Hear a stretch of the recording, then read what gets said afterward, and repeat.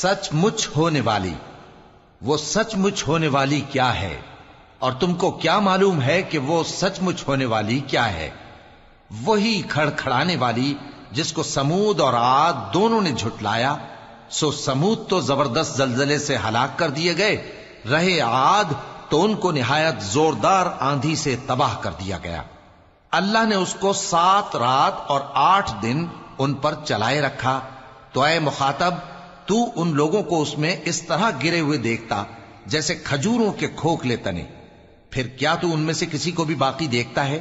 اور فرعون اور جو لوگ اس سے پہلے تھے اور وہ جو الٹی ہوئی بستیوں والے تھے، سب گناہ کے کام کرتے تھے، سو انہوں نے اپنے پروردگار کے پیغمبر کی نافرمانی کی تو اللہ نے بھی ان کو بڑا سخت پکڑا۔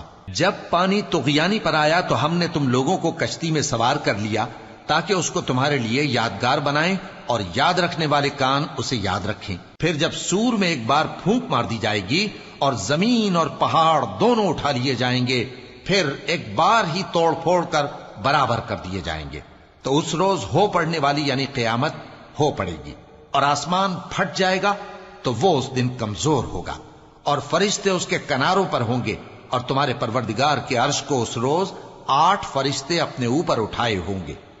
اس روز تم لوگ سب پیش کیے جاؤ گے اس طرح کہ تمہاری کوئی پوشیدہ بات چھپی نہ رہے گی۔ اب جس کا اعمال نامہ اس کے داہنے ہاتھ میں دیا جائے گا، وہ دوسروں سے کہے گا کہ لیجئے میرا نامہ اعمال پڑھیے، مجھے یقین تھا کہ مجھ کو میرا حساب کتاب ضرور ملے گا۔ پس وہ شخص من مانے عیش میں ہوگا، یعنی اونچے باغ میں جس کے میوے جھکے ہوئے ہوں گے۔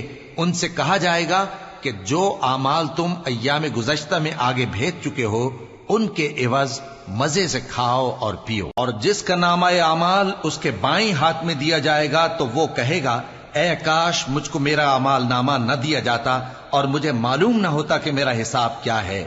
اے کاش موت میرا کام تمام کر چکی ہوتی، آج میرا مال میرے کچھ بھی کام نہ آیا، مجھ سے میرا اقتدار جاتا رہا۔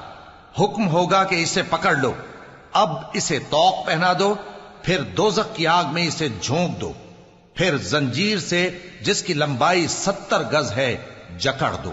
یہ نہ تو اللہ عظمت والے پر ایمان لاتا تھا اور نہ فقیر کے کھانا کھلانے کی ترغیب دیتا تھا، سو آج اس کا بھی یہاں کوئی دوست نہیں اور نہ اس کے لیے کوئی کھانا ہے سوائے زخموں کے دھون کے، جس کو گناہگاروں کے سوا کوئی نہیں کھائے گا۔ سو میں ان چیزوں کی قسم کھاتا ہوں جو تم کو نظر آتی ہیں اور ان کی جو تمہیں نظر نہیں آتی، کہ یہ قرآن ایک معزز فرشتے کا پہنچایا ہوا کلام ہے، اور یہ کسی شاعر کا کلام نہیں، مگر تم لوگ بہت ہی کم ایمان لاتے ہو، اور نہ کسی کاہن کا قول ہے، لیکن تم لوگ بہت ہی کم غور و فکر کرتے ہو۔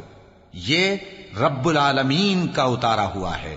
اور اگر یہ پیغمبر ہماری نسبت کوئی بات جھوٹ بنا لاتے تو ہم ان کا داہنا ہاتھ پکڑ لیتے، پھر ان کی رگے گردن کاٹ ڈالتے، پھر تم میں سے کوئی ہمیں اس سے روکنے والا نہ ہوتا۔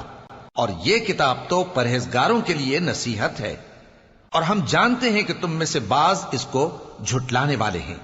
نیز یہ کافروں کے لیے موجب حسرت ہے، اور کچھ شک نہیں کہ یہ یقین کرنے کے لائق ہے۔ سو تم اپنے پروردگار عظیم کے نام کی تسبیح کرتے رہو۔